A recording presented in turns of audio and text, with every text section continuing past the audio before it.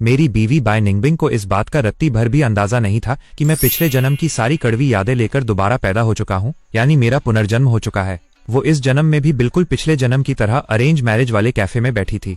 चेहरा ऐसा सीधा साधा और मासूम बना रखा था जैसे उससे ज्यादा संस्कारी लड़की पूरी दुनिया में कोई हो ही नहीं सकती। वो मन ही मन सोच रही थी कि मैं पिछले जन्म की तरह इस बार भी उसके सीधेपन के झांसे में आ जाऊंगा, उससे शादी करूंगा और अपनी जिंदगी तबाह कर लूंगा।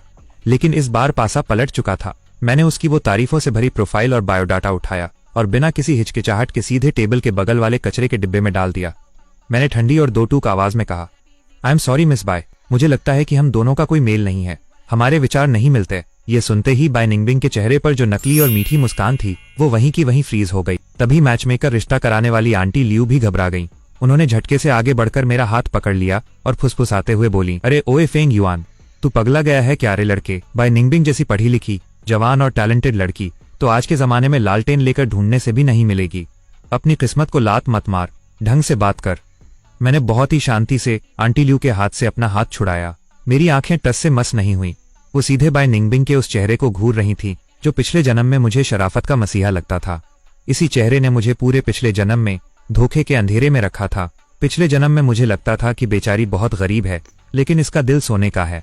मैंने अपनी जिंदगी भर की पाई पाई की कमाई, अपनी सारी सेविंग्स उसके पैरों में रख दी थी। यहाँ तक कि मैंने आर्ट कॉलेज के इतने बड़े विंग में आगे की पढ़ाई करने का अपना सबसे बड़ा सपना सिर्फ इसलिए छोड़ दिया ताकि मैं उसके साथ उस छोटे से पिछड़े कस्बे में रह सकूं। मैंने उसके घर के जाले साफ किए, झाड़ू पोछा किया, खाना बनाया और उसके कॉलेज के बड़े बड़े अधिकारियों और लीडर्स के तलवे चाटे ताकि उसकी नौकरी पक्की हो सके। मैंने उसे फर्श से उठाकर अर्श पर बिठाया और बदले में मुझे क्या मिला? जैसे ही वो कामयाब हुई, जैसे ही उसका नाम और रुतबा बढ़ा, उसने सबसे पहला काम यही किया कि मुझे एक टूटी हुई चप्पल की तरह अपनी जिंदगी से लात मारकर बाहर निकाल दिया। मैंने अपने होठों पर एक तीखी और जानलेवा मुस्कान लाते हुए कहा, मिस बाय, कोई गलत फहमी नहीं हुई है, तुम बहुत महान हो, बहुत अच्छी हो। असल बात तो ये है कि मैं ही तुम्हारे लायक नहीं हूँ, मेरी उतनी औकात ही नहीं है। इतना कहकर मैं अपनी सीट से खड़ा हुआ, अपना बैग उठाया और बिना पीछे मुड़े जाने लगा। फेंग युआन, बाय निंगबिंग ने अपनी शराफत का मुखौटा भूलकर झटके से आगे बढ़कर मेरा हाथ पकड़ लिया। मैंने पीछे मुड़कर उसकी तरफ इतनी बर्फीली नजरों से देखा कि उसका हाथ कांप गया। उसे शायद एहसास हुआ कि वो पब्लिक प्लेस में अपनी इमेज खराब कर रही है, तो उसने अपनी पकड़ थोड़ी ढीली की और रुआनसी होकर बोली, मिस्टर फेंग, मुझे बस बहुत अफसोस हो रहा है। मैंने अपनी माँ से वादा किया था कि मैं आपके जैसा ही एक शरीफ, ख्याल रखने वाला और सीधा साधा पति ढूंढ कर लाऊंगी।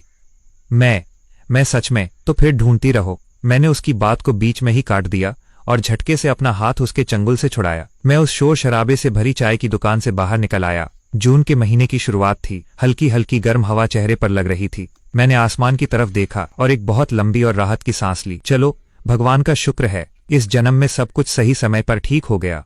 अभी बर्बादी शुरू नहीं हुई थी। तभी जेब में मेरा फोन वाइब्रेट हुआ। स्क्रीन पर नाम चमक रहा था, किन शॉ, जिसका नाम ही उसके कर्मों की तरह हैवान था। यह पिछले जन्म में मेरा सबसे जिगरी दोस्त बनता था, लेकिन पीठ में छुरा घोंपने में नंबर 1 था। मैंने कॉल रिसीव की। फोन उठाते ही दूसरी तरफ से उसकी वो नकली और चापलूसी से भरी आवाज आई, अरे फेंग युआन भाई, क्या हाल चाल, कैसा रहा रिश्ता? आंटी लियू तो कह रही थी कि बाय निंगबिंग बहुत ही कड़क और संस्कारी लड़की है, मुलाकात हुई कि नहीं तेरी? मैं सड़क किनारे लगे एक बड़े से पेड़ के तने से टिक गया। धूप और छांव के उस खेल को देखते हुए मैं मन ही मन हंसा। मैंने कहा, हाँ भाई, मिल लिया मैं उससे। फोन के उस पार किन शॉ की आवाज में एक अजीब सी एक्साइटमेंट थी। अरे वाह, फिर तो मजा आ गया होगा। कैसी है वो? क्या वो वैसी ही है जैसा आंटी लियू ने बताया था? मैंने बिल्कुल सपाट आवाज में कहा, हाँ भाई, बिल्कुल वैसी ही है। बंदी एकदम पोटेंशियल वाली है, फ्यूचर में बहुत आगे जाएगी। ये सुनते ही किन शॉ ने राहत की सांस ली, जैसे उसकी कोई बहुत बड़ी प्लानिंग कामयाब हो गई हो। वो चहकते हुए बोला, मुझे तो पहले से ही पता था भाई। फेंग युआन, देख मेरी बात मान, ये मौका हाथ से मत जाने देना। हम आदमियों के लिए लाइफ में एक अच्छी बीवी का आना और सेटल होना सबसे जरूरी है। तू टेंशन मत ले, अगर तेरी और बाय निंगबिंग की बात बन जाती है तो वो तेरी बीवी होने के साथ साथ मेरे लिए भी अपनी फैमिली जैसी होगी। मैं उसका पूरा ख्याल रखूंगा, हम सब मिलकर रहेंगे। वाह क्या बात है तारांकन, पिछले जन्म में भी इस साले ने बिल्कुल यही डायलॉग मारे थे। और फिर क्या हुआ था? जब मैं घर पर अपनी बीमार सास की सेवा में दिन रात एक करके पागल हो रहा था, तब ये गद्दार मेरी ही दी हुई महंगी शर्ट पहनकर मेरी बीवी को अकेले में ढांढस बंधाने जाता था। जब मैं उसके रिसर्च प्रोजेक्ट के पैसों के लिए बड़े बड़े मंत्रियों के चक्कर काट रहा था, तब ये खुद को बाय निंगबिंग का सच्चा बुद्धिजीवी दोस्त बताकर उसके साथ बड़े बड़े बड़े सेमिनार और होटलों में घूमता था और अंत